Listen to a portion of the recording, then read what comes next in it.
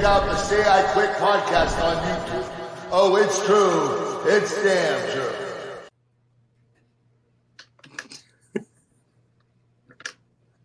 Let's rock. Come on. There's on me. There he is. Yeah, I know. It took a second to fucking unmute it. It usually do it by itself. But welcome back, man, to the Say I Quit podcast, man. You know who it is. It's your boy Lil Durk. I got Les Hardy Jr. with me. I got Reed Starks with me, and we have a very, very special edition of the podcast for you all today. If you're not hip already, the PWI 500 has released, and it's always interesting to see where they rank people. And if you know the criteria, you'll probably understand why they rank these people, where they rank them, and why some of them make sense and some of them don't make as much sense. You know what I'm saying? But first and foremost, let's talk about the PWI top 10 before we get into our own top 10. Coming in at the number 1 spot, Cody Rhodes, the American Nightmare. I think it was, it was a couple other guys that had an argument for the number 1 spot for sure. But Cody Rhodes makes a lot of sense being at the number 1 spot, if we're being honest. Like I said, it's probably 2 other guys that I thought personally could have been that number 1 spot, but didn't get it. And one of those guys was Swerve Strickland, who came in at the number 2 spot. Will Ospreay came in at number 3. Seth Rollins at number 4. Naito at number 5. Damian Priest at 6. MJF at 7. Jon Moxley at 8. Gunther at 9. And Mr. Cole at 10. What are you guys' thoughts on that list? I'll let Les off. It's so off. Yeah. Gunther should not be placed anywhere near, anywhere past like top 5, in my opinion. Yeah.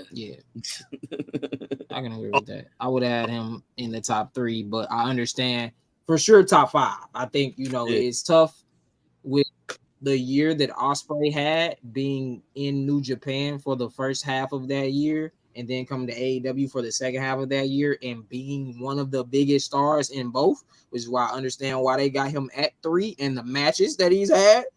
Even going over to TNA, having matches with a guy like Josh Alexander, putting on a banger match with him. Like, I understand why he's at 3. I understand why Seth Rollins is at 4. No doubt about it. I understand why Seth Rollins is at 4. I don't know much about Naito. I haven't kept up with New Japan enough to completely speak on him. But for me and for what I saw from Gunther this year, he at least deserves that 4th or 5th spot, in my opinion. That was my really only problem. I know a lot of people was complaining about Moxley, but Moxley did something that no one else has done this year. And he has constantly been the face of AEW, if we're being real. Like, for the longest, he was the face. He's been the most consistent guy, the most consistent main eventer in that company. He has carried that company at many a points, many a dark times for AEW. Moxley was the guy that carried the torch, if we're being honest. So, and first guy to win the IWGP, the AEW, and the WWE Championship. That is a major accomplishment. So I understand why he made top 10. I just wouldn't have had him above Gunther. That was my only problem with their list, honestly. Yeah, I agree. Shout out to Mystico, but I barely know anything about him. So, well, not anymore. Not anymore. I mean, I heard he's been going crazy in CMLL. Yeah, I can't wait till we get to ours because I don't think I got hot takes, but I got some that I feel like should at least got an honorable mention for top 10. Yeah. I had Gunther 1, to be honest with you. That's shit.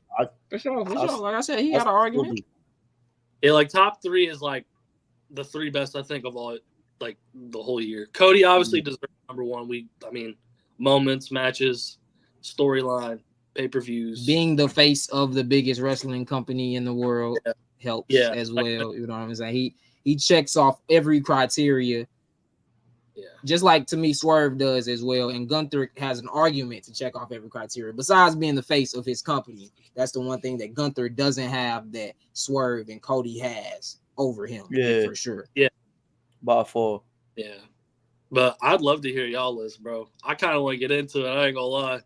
But before we get into that, though, I wanted to highlight a couple of people who weren't in the top 10 that I think deserve a massive shout out, if y'all mind, for a second. First and foremost, I'm pretty sure you probably was gonna say the same person at the number 19 spot. Is it the guy that was the number 19 spot? No, I think he's 37. Wait. 37. Who is 37? I don't know who 37 is off the top of my head. But at the number 19 spot, Mustafa Ali. Mustafa Ali cracking the top 20 is amazing because if WWE ever decided to book him correctly, he would be a top 10, he may have gotten the number 1 spot at a certain point in time.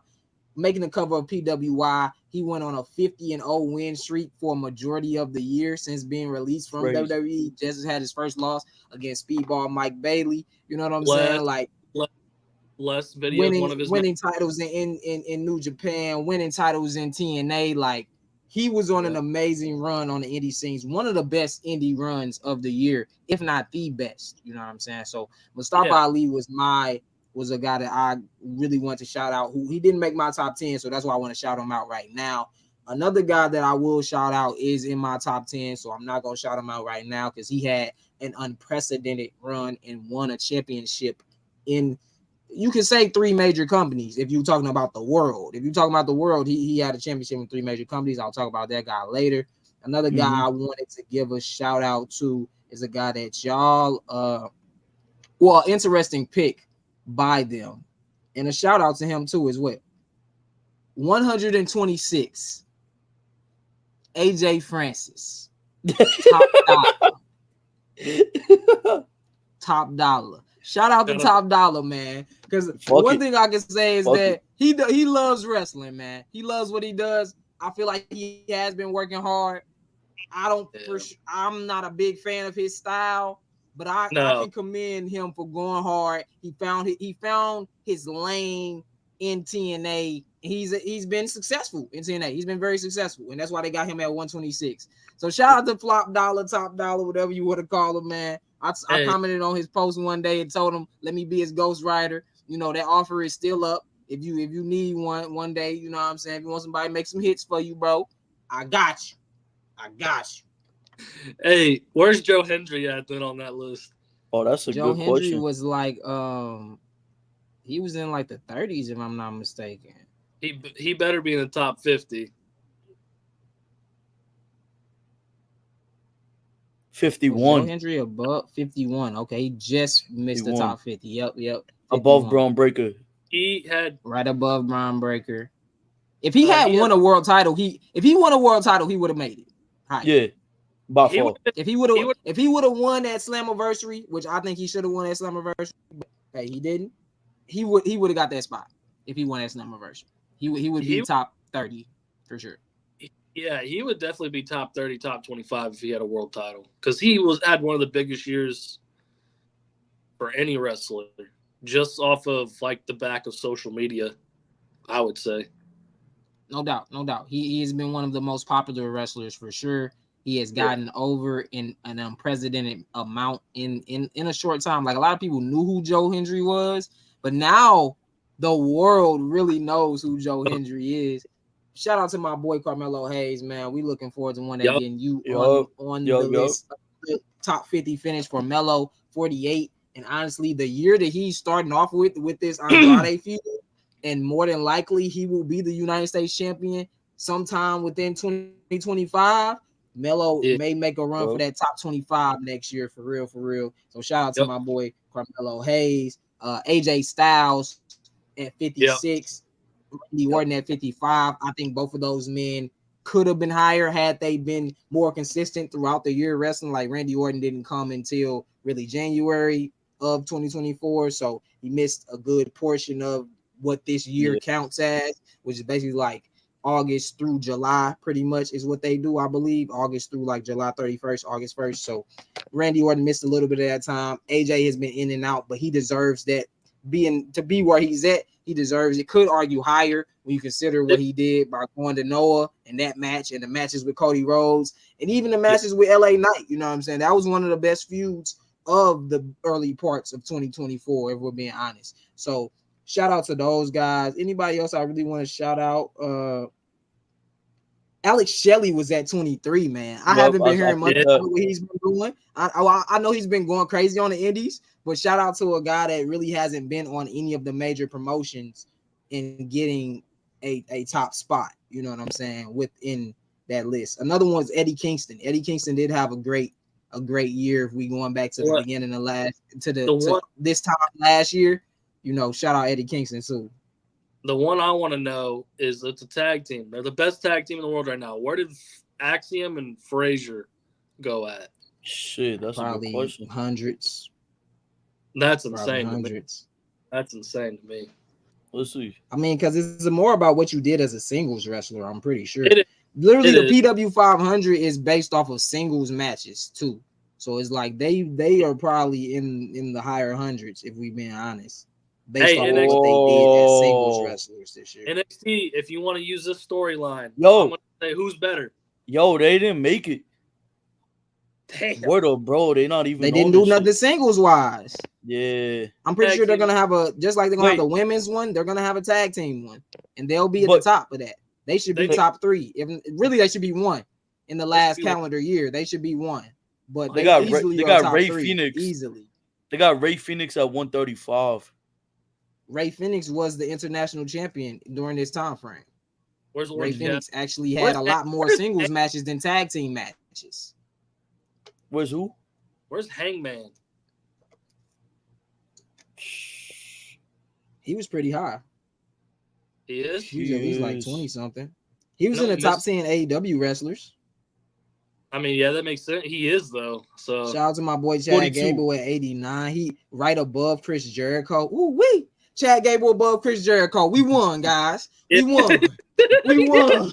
yeah, we won. Fuck. But I also, seen, Chad Gable is a guy who, if he would have won the IC title, he probably is top 25 of the last Yeah. year. Yeah. If he Ilya would've won cracked that. And 30. if they and if they did the feud correctly between him and Otis, if that went down a little smoother, he would have an even better rivalry to go off of. This Wyatt rivalry kind of has stretched into this year that we're gonna be judging now, the end of Yeah. 24 and through the middle of all of 2025 for the most part. So I got a side note question. Why are we still saying free Otis when he's not even in the group anymore? Like, because it's a good Who's shirt to saying sell. I guess. It's like you know what I'm saying? It's a good shirt to sell. It's merchandise, man. That's it. I guess. That's all. That's Hey. all. Hey, Javon Evans, number 95. Okay. That's lit. Not That's 100. lit. That's lit. Yeah. That's lit. That's well deserved. Yeah. That's well deserved. That's Especially because fire. a lot of his stuff is counting from what he did on the indie scene in the Mhm. beginning of the year before really officially signing and debuting with WWE. So that's great to see. You know, he's a guy that we should be on the lookout for cracking that top 50 next year and then the next top 25 the year after that, if we're being honest. In the top Like I said, 10 I in think like he should 5 stay. years. I think he should stay in WWE. I mean, in NXT for a minute and be the Yeah. face of NXT for a while before they decide to bring him up because the roster is so stacked right now. I don't want him to get lost in the shuffle being a 20-year-old. You know what I'm saying? Like that doesn't necessarily. We're not at the ruthless aggression era where Randy Orton was able to come in at 19, 20 years old and become a focal point of the product so quickly. It's too many stars right now, I think, for that to fully work for him. Rhino. But we can get it. Rhino was on the list. Rhino been going crazy in 434. TNA, man. Shout out my 434. nigga Rhino, Shit. man. If where's Heath Slater at if Rhino's on the list? What's Heath Slater name on the Indies runner? I mean, I Heath think it's Slater. Heath Slater. Yeah. is it? Yeah.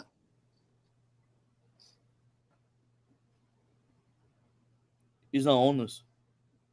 Unless he's going by something else. I don't know. Well, you didn't tell me where Hangman was. I mean, he been a lot more indie. He's Yeah, I did. 40 something. He did tell 42. you. Hangman? 42? Yeah, Yeah. That's not bad. That's not bad. I mean, if you think about it, he was in the back burner for a lot of the year. Like he was Yeah. kind of like he was in between so much stuff, and him and Swerve feud wasn't really the focus, even though that feud jumps him up. He hasn't won a title in his entire year. he had multiple points where he like disappeared for weeks between like him teaming, possibly being with the elite and them trying to get him and all of that. So yeah, he top 50 for sure. Top 50 for sure. Because you gotta think about the people that we aren't even watching. You know what I'm saying? That are on this list because they are watching everything. Listen, true. One last one. I'm not country at all, but I love Adam Hangman Page, bro. I think he's fire as hell. You talk about I'm not country at all. He from Springfield. Not country. What are you talking about? That's not country. When I think of Springfield, I think of farms. That's like a city of like 300,000, brother. What are you talking about? You're right. And apparently, we eat cats and dogs. So, hey, bro. That's what they said. That's what they said. Not my city, dog. That's insane. Carrying Cross over Luchasaurus is crazy. Makes sense, though. What the fuck has Luchasaurus done this year? Like, bro. He changed his name. That's another problem. That's another problem. Shit, where's Christian at? That's my last one I'm gonna ask. Mm-hmm. He top 30? Mm-mm. Okay, good. Not top 30. People overhype the fuck out of. Oh, he is. Yes, he is. 29. Yeah, he's 29. I'm not mad at that though. Edge is 26. That's the person that's too high. Yeah. I think it's a little too high. That's a little too high for me, dog. That's a no for me, dog. Shit, Logan Paul 37. I would have put Logan Paul above that nigga. Fuck Logan Paul. Yeah, definitely. Where's the Rock? Where's the Rock?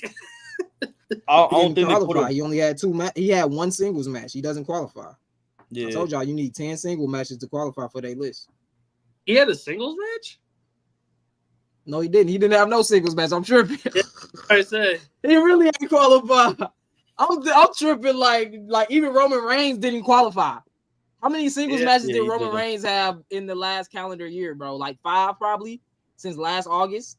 Oh, yeah. Well, he had the Jey Uso match. He had who did he fight at Crown Jewel or whatever? Did he fight LA Knight there? I think. LA Knight. Then the match. He also had the Fatal 4-Way. The Fatal 4-Way. That doesn't count. I think it has to be singles matches.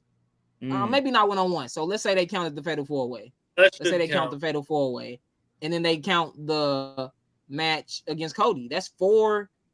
That's 4 because he wasn't even at Elimination Chamber this year. That's 4 singles matches for Roman Reigns since last August. That's fucked up. And you know it's some Roman fans that are mad that he's not top 10, not even on the list. You know there are some Roman fans that are butthurt about it when it's like, if we're being realistic, he hasn't been one of the top wrestlers in the last year. Yeah, not but even next in year, WWE. He's not even WWE top 10. Next year he probably does. Maybe. Nah. Does he qualify? John Cena number 1. He qualify? John Cena number 1 next year. You know that? He has a chance from January to July. If he goes on a crazy run, January to July, if he goes on a crazy run, he better be turning into Will Ospreay if he goes. I mean, he cracks top 100, bro. He cracks top 100 easily off being John Cena.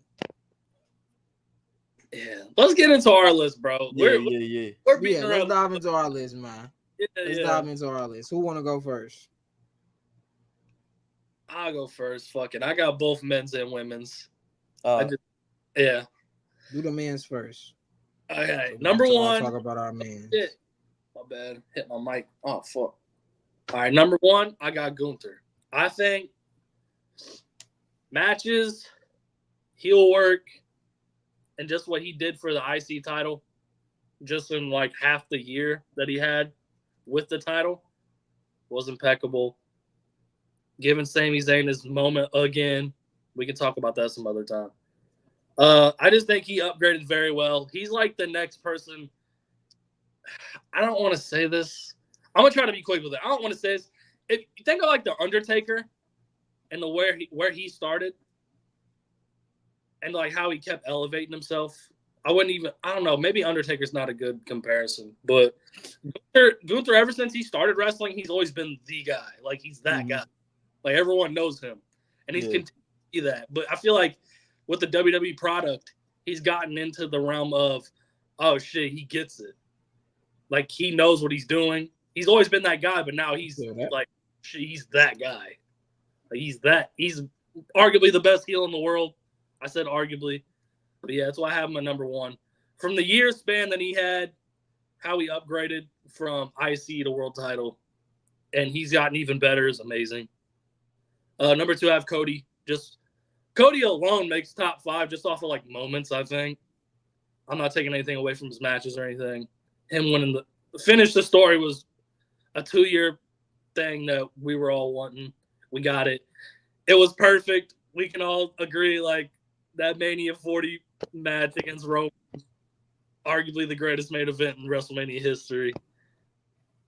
If you think otherwise, I don't know what to tell. Number 3, I have Swerve. I would say he arguably put the company on his back after a while. Yeah, he did. New Japan, Swerve is out here. He has, for me, he has almost feud of the fucking decade with him and Hangman. That shit is real. Sure. Being the first black AEW champion, moving goalposts, got the moments. All his matches are mostly fire, especially the last one I just had. That one was crazy. That's one of my matches of the year. Texas Death Match is one of my matches of the year. The last one was good, but Will, number 4, from New Japan to this on. I think he's got some time to. Only thing I can say about Will is that he needs to get a little bit better on the mic. But ever since he's going to AEW, people didn't know how he would translate to like live TV. He's done pretty well, like better than what I expected. I just think a little bit better on the mic, but his matches are amazing. He has probably a top 5 category of matches of the year, just in this calendar year. Seth, the workhorse of the whole list to me. He was injured most of the time. I'm glad he's getting time off. We know his contributions. Matches. I think Mania 40 wouldn't work without him, especially for that tag team match. Obviously, the biggest moment in the match when Roman could have hit Cody with the chair. And he hit Seth anyways. So Seth, being that guy to kind of tie the story back in from a past storyline to make a new storyline even better, automatically should get you top 10. And his matches are fire. Drew, I got Drew. Who says no? He didn't make top 10. That was the only gripe I had. I understand why he didn't, but I mean, I get if you don't have him top 10, but I think with his feud with him turning heel in general was fire. I can say we can pull up past footage. I was saying that shit was trash, and they were trying to tell me, like, nah, he's really about to put in some work. Yo, Durgan also the vision. I was completely wrong, and I'll man up and say it. That was one of the worst takes I've ever had. This is the top 3 heel in the business today. After him, I got Priest. He leveled up. He had the most level up of anybody on this list to me. From seeing him in ROH as Punishment Martinez, whatever it was, NXT, being on the main roster. I know it was 2023, but I think him getting that main event with Bad Bunny really showed what he could be. Yeah. And then him becoming world champion. The cash-ins where people were calling him kind of stupid online for the cash-ins. Listen, it happens. He did it pretty well. His matches are fire. One of my matches of the year, I think it was 2023, maybe even 2024. I don't know. I remember. Is that Payback with Sami Zayn and KO against the Judgment Day. Just what he's done with the Judgment Day alone. I know it gets stale sometimes. He still makes the list because he's in his own. His promos are getting way better. He's one of the best on the mic right now to me. One of the best big man in the game, as we say, per basketball terms. I got Punk. No one can shake shit up in the industry like Punk. That's all I'm saying. Next, I got MJF. Barely saw him through most of the year, but ever since he's been back, he's had fire matches. That match with Will Ospreay on Dynamite, the hour match. Fire. I think he was AEW champ beginning of the year, too. Yeah, he was. Beginning to what we talking about since August last year, you know. So, yeah. Yeah, he was. So I got to give him a spot just because, I mean, I'm not really too fond of him now. Like, I think he's kind of He had a lot of these, but he's getting a lot of these right now with me. That's just personal preference. He will get back. The number 10 spot, bro. Y'all are gonna be mad as hell. The best heel in the game right now, bro. Dirty Dominic Mysterio on my number 10. That's not bad. Hey, you know what? I was gonna make a decision like that too, but that's not bad. Matches, he's way better in ring now than he was 3 years ago. Obviously, it's gonna happen. His heel work, phenomenal. I do think the women and his storylines help him a lot. Yeah. He makes money, bro. People fucking hate him. Yada yada. Matches are getting better. This is all my criteria. The moment at SummerSlam where he switched. How do you become heel and turn even more heel? Like, you know how hard that is, He bro? did a double heel turn. That's fucking hard. Yeah, like, come on, bro. Facts. Just off that, my 10. That's my 10 for the men's. We'll do women's in a little bit, but Yeah. I'll let I y'all go agree. next. I didn't want I'm- to try to be. I had to give criteria. Nah, you good. You basically said a lot of what I was gonna say. My top 10. I was like interchanging Gunther and Cody, but here's it. One is Cody Rhodes, finish the story, fucking match quality, whatever. Come on, Reed said like a fucking essay. Swerve second because he's the face of AEW. I feel like, and even going forward in AEW's new fucking era, you still got to push Swerve to the fucking moon. That's who you market. Got you. Yep. Third is Gunther. Match quality. He's the fucking world champion in the fucking company. Everybody fucking loves to hate him. I think Gunther is 3. 4 is Will Ospreay. Just like Reed said, I don't think it was a hard transition for him, but people really had like this idea like, I don't know if it's going to translate well. But I think he's been showing out. His promo's been getting better. And Dude, he been his ass off. Yeah. And on top of that, I feel like I've been more invested in his stories. I agree. 5th is Drew McIntyre for me. I feel like aside from like Dominic, I feel like he's one of the best heels in the business. And he's damn good at it. And his program with CM Punk, I feel like he's helped carry a lot of it while CM Punk was injured. He has. For sure. Number 6, I'm going with Bryan Danielson. Not just because he won the world champion now, because that don't even count in the criteria, but he's had matches with Eddie Kingston, fire. Zack Sabre Jr., fire. Everything Bryan Danielson touches is fucking gold. 7, Seth Rollins, because I feel like he spent 2024 making sure everybody else looked good. And I feel like that's equally as important as being the face of the company, the world champion, whatever. So Seth Rollins is 7 for me. 8, he was a little bit low on PWI's list. I don't know. None of y'all probably said him. I'll change it up. I think LA Knight. Based on how big LA Knight has gotten in WWE, and he's increasingly getting better and better, we were like, yeah, if he doesn't win the U.S. title now, he's never going to be. What if he's Damian Sandow? What if he's this? What if he's that? Damian has crazy. He's one of the biggest in the company. He's a merch seller, bro. Like, he's a needle mover.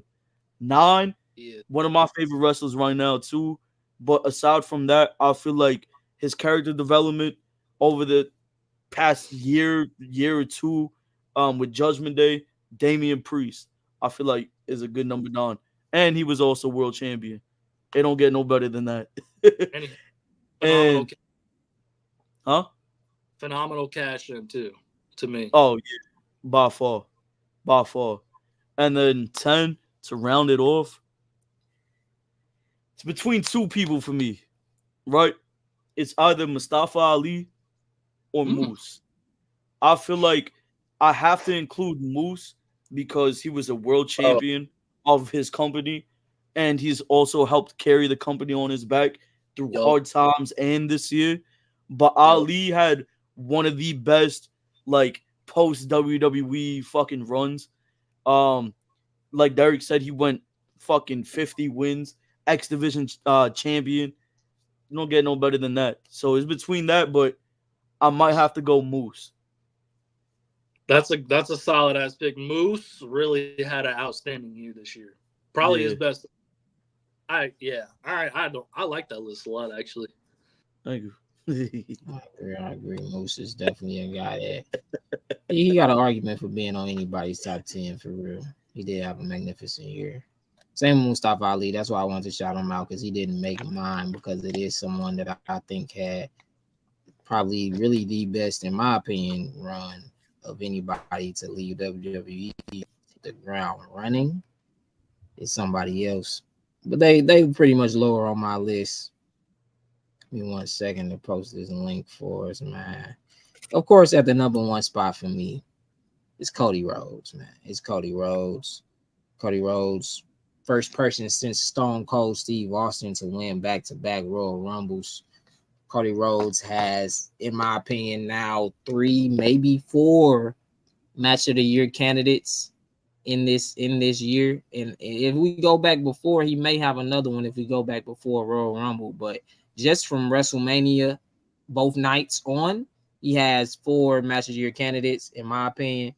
He has the most, man, the biggest movement that we've ever seen, that we've seen since Daniel Bryan, at least, I would say. Yeah, maybe not bigger, but just as big, if we being honest, because I don't even know if the fans turn on The Rock for Daniel Bryan.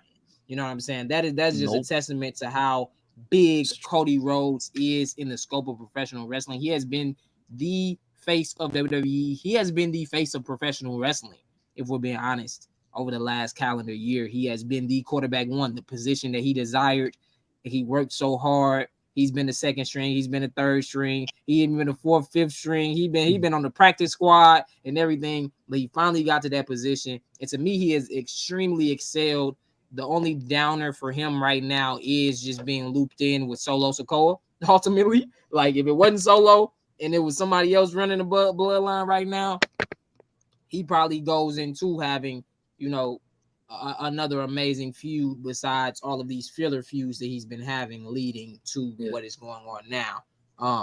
But matches, momentum, just being the face of professional wrestling, Cody Rhodes is the biggest wrestler in the world right now. He truly deserves it. I'm happy as hell for Cody Rhodes. So he takes my number 1 spot. Biggest moment of the year, possibly one of the biggest moments in WWE history, him dethroning Roman Reigns. When you think about the run that Roman Reigns had and being the longest reigning champion of the modern day era, Cody Rhodes being the guy to dethrone him at WrestleMania, it doesn't get any bigger than that.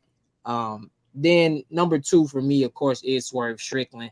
Again, the face that ran the place for AEW for the majority of the last calendar year. His ascension, if we look at from Full Gear on, especially his first match against Hangman on, to Dynasty, winning the World Heavyweight Championship, to main eventing at Wembley and having an amazing match with Bryan Danielson, the Will Ospreay match. Just so many great moments, so many great matches. I think he didn't have the most amazing feuds because it seemed like it was a lot of filler feuds for him as well, getting eventually getting to Bryan Danielson, and of course now getting back to Hangman. But nonetheless, an amazing run. A shorter run, but one of the best AEW World Championship runs, in my opinion. You know what I'm saying? He did his job. I think AEW may have failed him on a lot of things because he may have hit the number 1 spot for me if AEW presented him better, in my opinion. 3, Gunther. What needs to be said about Gunther? He is arguably the best pure wrestler on the planet. Real graps all the way through and through. Gunther has been the IC champion he was the IC champion this time last year, going up until WrestleMania. He went about 2 months without a championship before winning the World Heavyweight Championship at SummerSlam. And before that, he became the King of the Ring.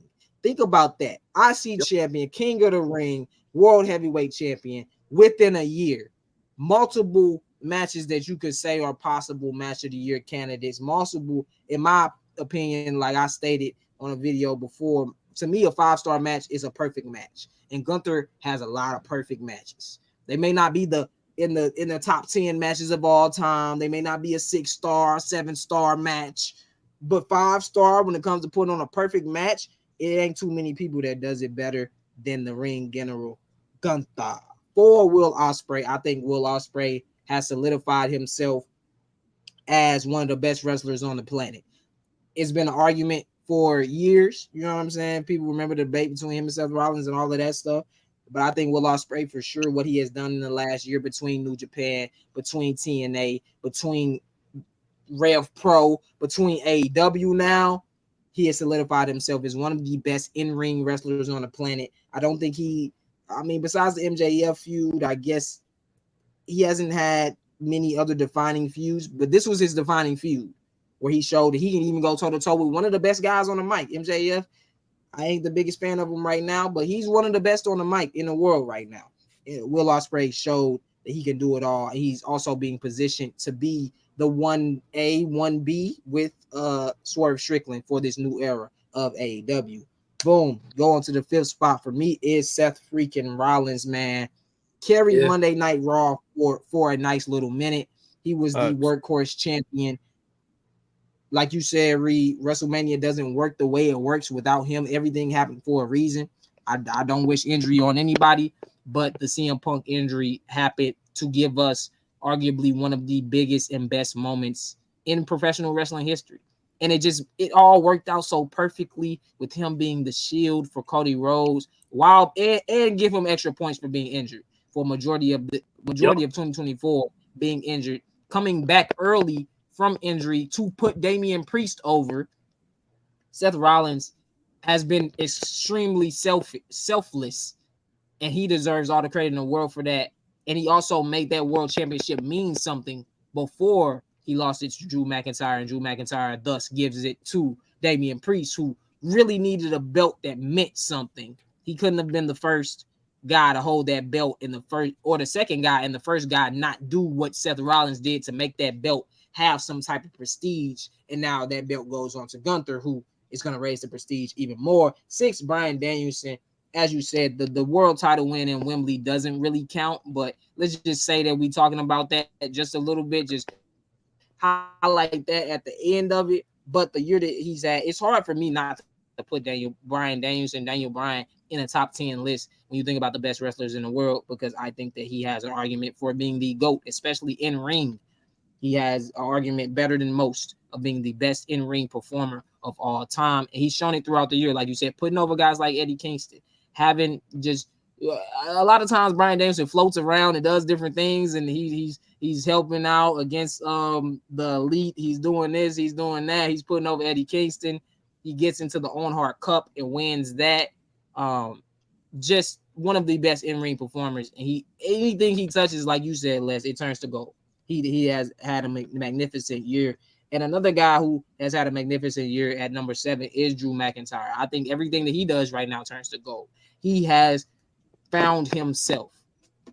This is who the chosen one should have been when he was initially in WWE, before he had, all those issues with his ex-fiance, I believe. I don't think they were completely married, but that derailed his career and hurt the push that Vince was giving him from the jump. Becoming IC champion on your first night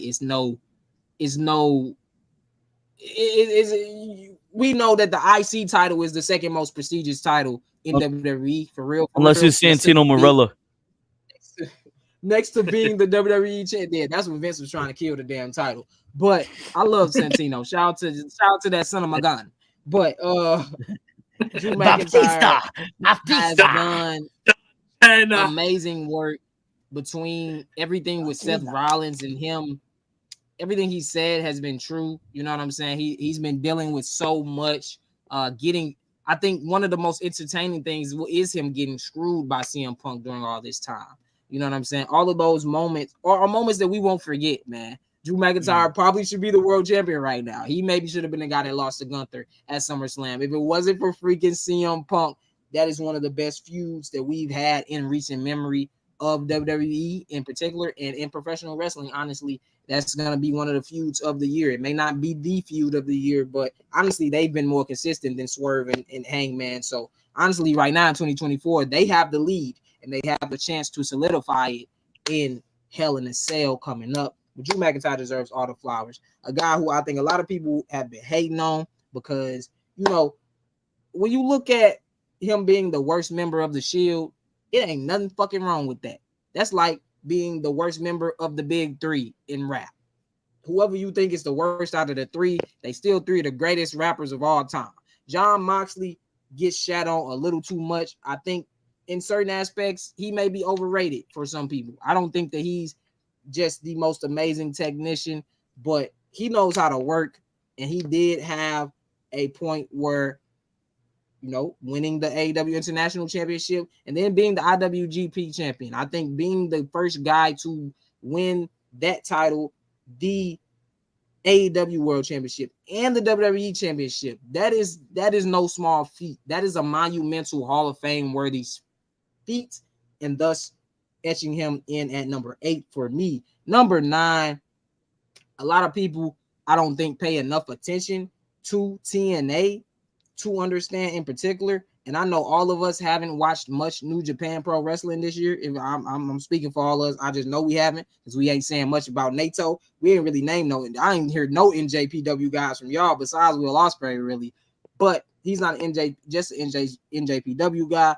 He is also a TNA guy, and to me, I love Mustafa Ali and the run he has, but I think Dolph Ziggler, Nick Nemeth, has had the best run for anybody to hit the ground running out of WWE. He's been the IWGP Global Champion. He's been the AAA Mega Champion. He's now the TNA World Heavyweight Champion. He won a championship in 3 of the biggest promotions in the world in a calendar year. Not even a calendar year. This is like after WrestleMania when he came to TNA and NJPW. You know what I'm saying? Also SCX champion, and WSW World Heavyweight Champion. He has been on a belt collector run, and to me, he is one of the most slept on wrestlers ever in ring wise. In ring, if you think Dolph Ziggler can't work, something wrong with you, man. He was always underutilized in WWE at certain points. I understand why he was. Vince just didn't like him. He was a smaller, undersized guy. If he would have came in 10 years later and been in NXT Black and Gold with Triple H, we may be having a different conversation about Dolph Ziggler. He'd probably still be with the WWE, but WWE was trying to push him into a producer role, and he said, to hell with that. I got too much to give to this sport, and he showed it, in my opinion. That match at Slammiversary, one of the best matches of the year, in my opinion. It's probably going to crack my top 20 for matches of the year, where he became the World Heavyweight Champion. Amazing match. Dolph Ziggler, my guy. That's one of my favorite wrestlers of all time, if I'm being honest. In ring-wise, he cracks my top 10 at number 9. And number 10 is Ilya Dragunov, the former NXT World Heavyweight Champion. He was carrying NXT for a nice little minute. Of course, Carmelo was still there and everything like that. The feud with Trick Williams brewing, the feud with Tony D'Angelo, I think was really nice. But when it comes to in-ring work and being a world champion for a nice part of the year, I got to give my boy Dragunov the nod.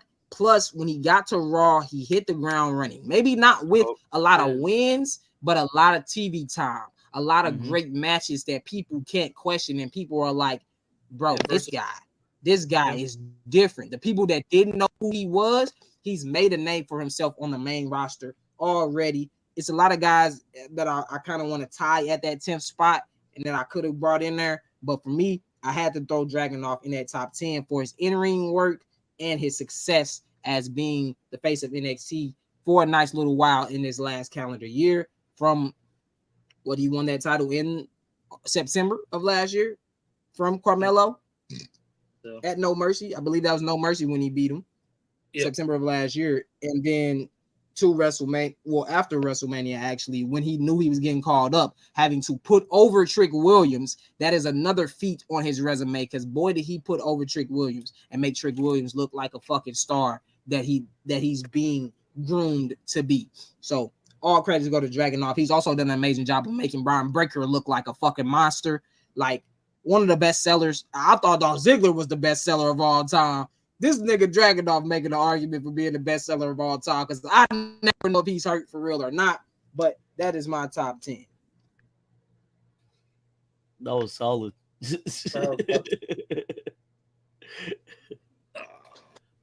I had a good argument for everybody. It's a lot of guys. Like I said, it's those top 3. I loved it. We pretty much all had the same top 3, showing that honestly, if those 3 not in your top 5, I question you. That was my only thing with PWI not having Gunther in that top.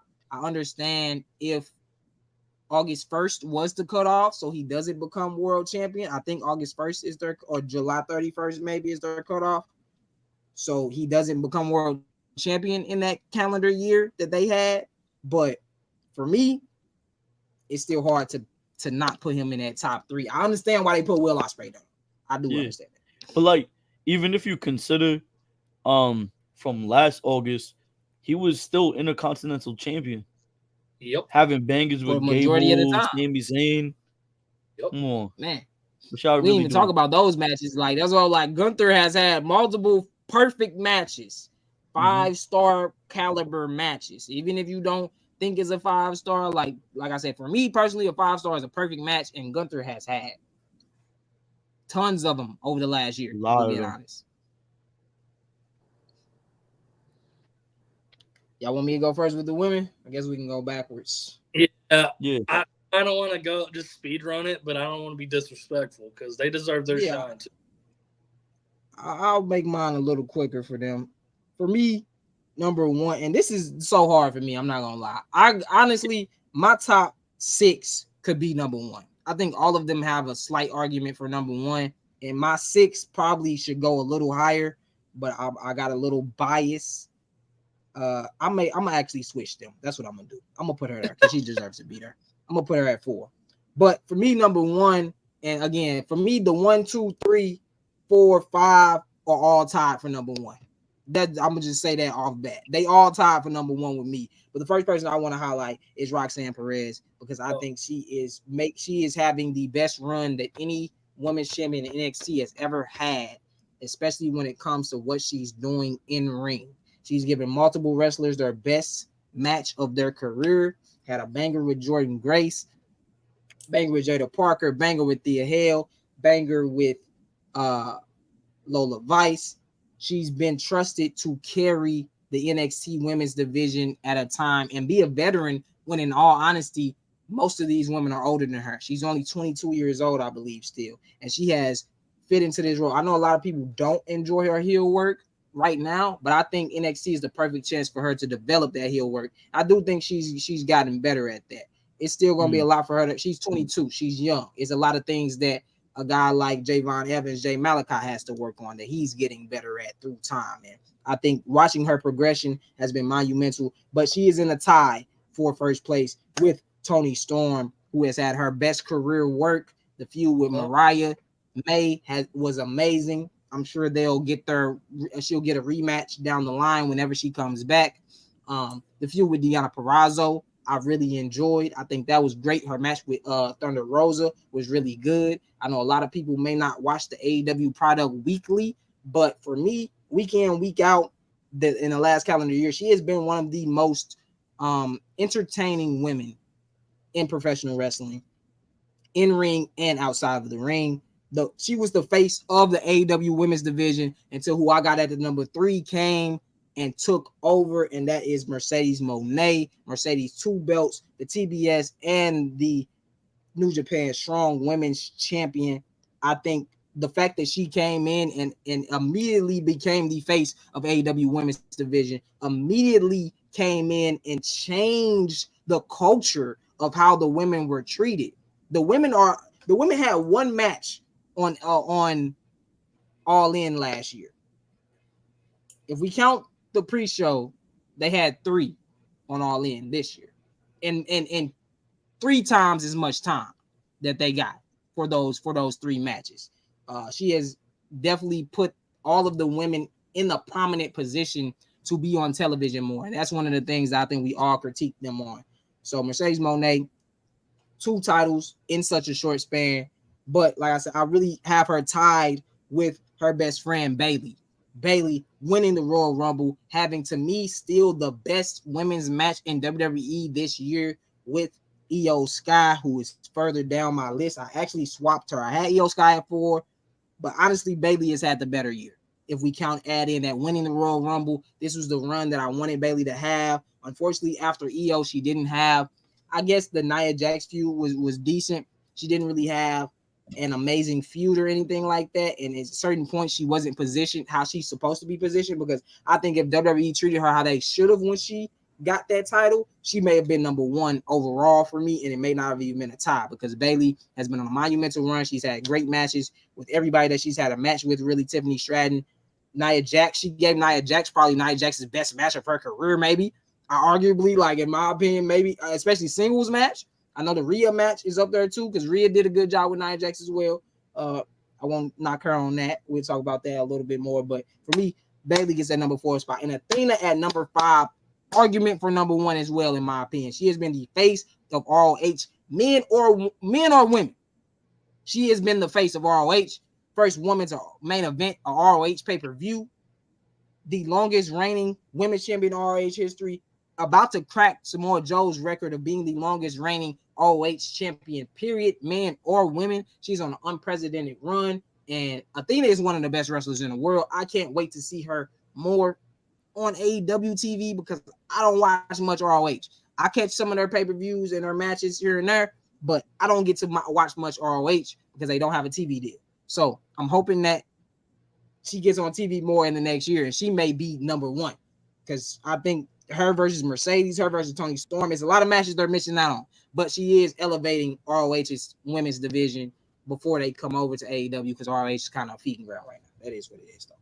Number 6 is Io Sky now. I had her at 4. I moved her back to 6 because I think Io had the match with Charlotte, one of the greatest women's matches on live television ever. The match with Bayley, one of the best women's matches of the year. To me, the best WWE women's match of the year is still her versus Bayley at WrestleMania 40.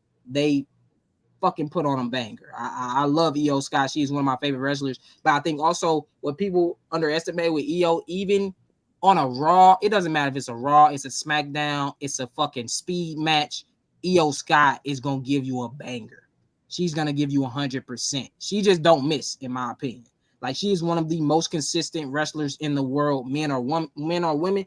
And if you count what she did going over the Marigold, to me, that may be the best women's match of the year so far. If we're talking about just normal rules, like, it's always hard to gauge a normal match versus a street fight match. You know what I'm saying? Stuff like that is going to have a little bit of an edge because it has a little more excitement with the chair shots, the bumps, and everything like that. But that match in Marigold was amazing. I think Io Sky, again, is the best women's wrestler, in my opinion, in WWE. And she shows it every time she gets in the ring. She just don't miss.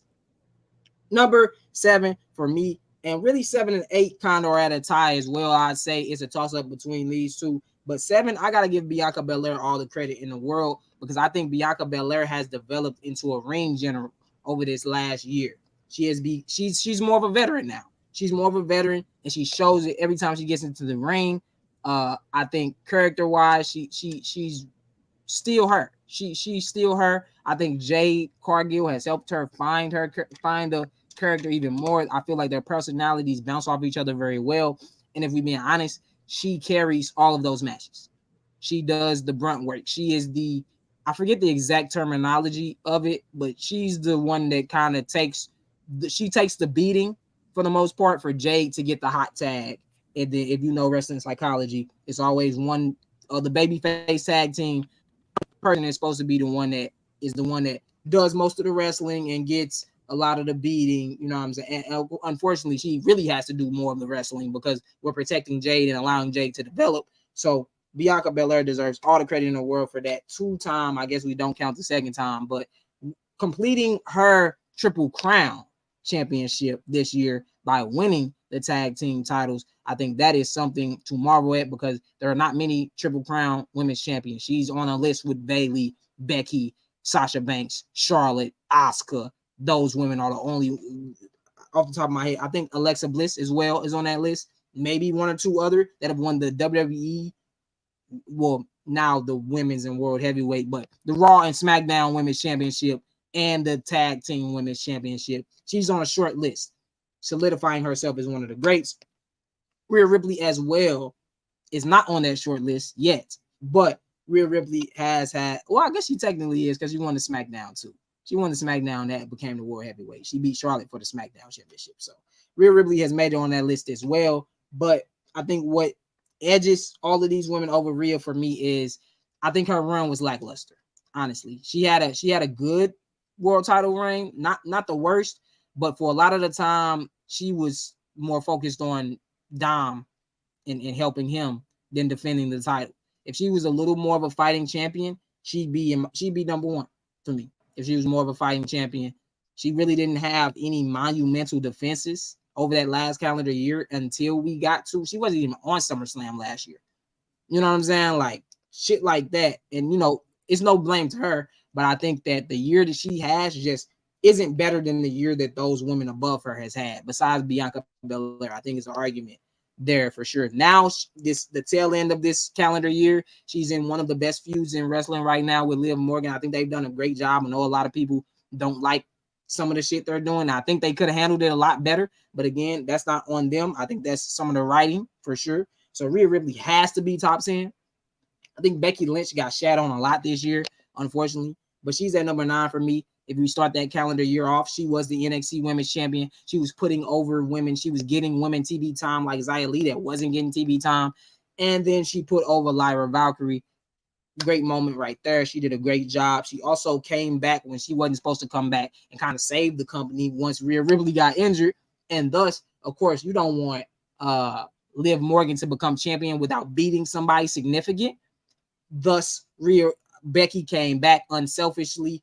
She wanted to go spend time with her family, came back unselfishly, won the championship to put over Liv Morgan and to help advance the Dom, Liv, and Rhea love triangle storyline. So I think that Becky Lynch deserves all the credit in the world.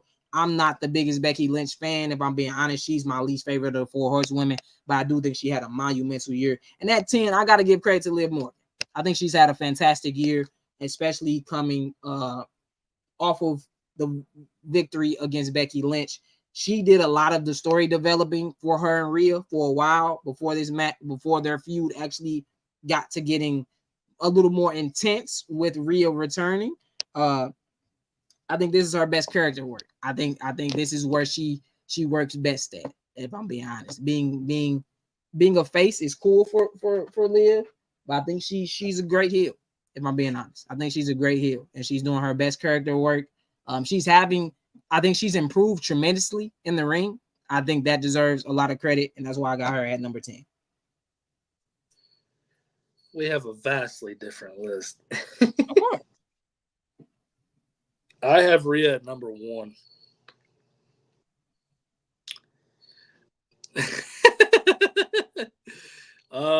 I'm gonna just speed run through this because you kind of said everything.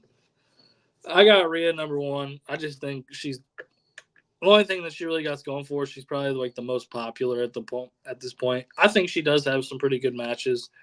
She did have a lot of not defending her belt that I think hurt her, and the Dom shit kind of hurt her in a little bit with the Judgment Day. But I think she's getting back to it. She needs the belt back, and then she can really start a nice run. Hopefully, Roxanne number 2. Banger matches. I think she's fire as a heel. Bayley number 3, arguably one of the greatest WrestleMania matches the last 10 years with Io Sky. Bianca, I have number 4. I'm a Bianca super fan. Love Bianca. She really never misses.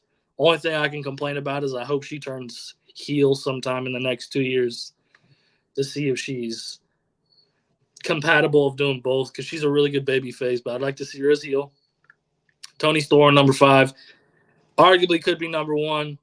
Workhorse champion. I wasn't too fond of her character, but I got over it a little bit after the Mariah May feud. It was pretty fire. I like the idea. It's something different. Matches are good. Her segments are good. Promos are good. All that. She plays into her character real well. She was like, out of all the women in their characters, she was the best at it. Tiffany Stratton, I have at number 6. Tiffany just has bangers. mostly even what she did in NXT was fire to me, just let alone on NXT. Now with winning the Money in the Bank and stuff, she's going to be the next main eventer to come from the women's division. I have Athena number 7. Haven't seen much of her, but I did see some of her matches, and I could say she's one of the best in ring, if not the best in ring in women's wrestling. Number 8, I got Jordynne Grace. I just think she had a big year this year with the crossover with NXT I and did Team. leave her off. Take off Liv Morgan. I just think she had a big year just for herself. Still working indie dates, being the NXT Women's Knockout Champion, getting on NXT, having that banger with Roxy, open challenges. I think the NXT bridge really helped her to a newer audience, but she's really done, even without that, she's really done well for herself. Number 9, I put Mercedes. I know you're going to hate it. It's just because I didn't really see a lot of her in 2024. She's had a few heater matches. I do think some of her matches fall short, maybe like 1 or 2, but she's done really well. She came in, like you said, and she did make people start to care more about the AEW women's division. Toni Storm really, I think, elevated it to where it needed to be, but I think Mercedes has kind of helped push along the elevation with like more TV time, more matches on pay-per-views that are over-bloated with matches. We'll talk about that some other time. Phenomenal wrestler, one of the original 4 horsewomen. She should be in everybody's top 10 every year. She's wrestling. She never misses usually. Only thing I hate about her, people don't know how to sell her finisher. It's either she needs to get a new finisher or go back to the bank statement. That's all I'm going to say. I know you got your opinion on that, but I'm going to just say that. And number 10, I have Liv. Past 4 months, she's done really well. Some of the best work of her career. I'm not going to give Dominic any more praise because he's a heel. But that Dominic storyline, I think, really helped Becky Lynch. I think a lot of people around her helped her make her who she is. I'm not taking anything away from her. She's developed really well, especially with her promo skills and telling a story. That's where she's starting to get really good. She's always been good in ring to me. She never truly has any bad matches. I do think some of her stuff's getting stale now with the Judgment. Anything with the Judgment Day right now is Ronda getting Rousey would like to speak. Yeah, it's Ronda Rousey would like to speak. Yeah. It's just That stale. was a terrible match. Yeah, but nah, that's all. Liv is all right. But I gotta take Liv off my list, man. I gotta put Jordynne Grace at number 10, man. I forgot. See, I had Jordynne Grace on my list at first, and then I was like, I'm forgetting about Athena. She is really having a monumental run. She's been a champion the entire year. Like, I gotta have her on there. I gotta have Athena on there. But yeah, I like that list. I understand why a lot of people had Tiffany Stratton in their top 10. I can understand that for sure. She's had a great year. I just don't think she's had a better year. Like, she has an argument for that 10 spot, in my opinion. I can't put her over Becky. I can't put her over Rhea, Bianca, Bayley, Athena, Io, even Mercedes. And Mercedes, the hard part with me even putting Mercedes at 3 and why I can't just say she's number 1 and really at 3, I'd say she's tied with Bayley at bare minimum. If I did really do Roxanne, Tony, it'd be Bayley and Mercedes because Mercedes missed a nice chunk of the year. If she debuted in AEW at Royal Rumble time, earlier this year, and didn't just have her first match in April but since April, she's been on an amazing run. Since February when she first signed with WWE, it's AEW, she did her thing. But I do think all of the women that you named, they all have a legit argument for being top 10. Like, nobody on that list was a sneak at all. Yeah. At all. That's just what I got. Come on, Liz. Oh, he had to dip out, I think. He did. Yeah. He's still right here. Doesn't say it for me. Yeah. Well, say less. That is what it is. That sucks though, because I need to rap with both of y'all last. But I'll just rap with you about it and I'll tell him later. Yep. But we appreciate y'all for tuning in. Yeah, man. I was hip. I was hip when the news first broke, gang. Now I can thirst. Oh my Now I God. can be thirsty, huh? I wasn't thirsty at first. That's a married woman. I'm gonna respect that. But hey, I'm on it now, gang. But nah, for real. We appreciate y'all tapping in with us. That's our top 10. We're gonna have some graphics drawn up pretty soon and get to showing y'all exactly who our top 10 is, men and women. For the Say I Quit podcast, top 10 wrestlers of the last calendar year. Again, this is our own criteria. It's gonna be championships, it's gonna be moments, it's gonna be feuds, it's gonna be how much of a face of the company you are, what are you, how you are presented, you know what I'm saying? Because if we just talking about in ring, some of the people that's on our list probably aren't on our list, if we being honest, you know what I'm saying, in the last calendar year.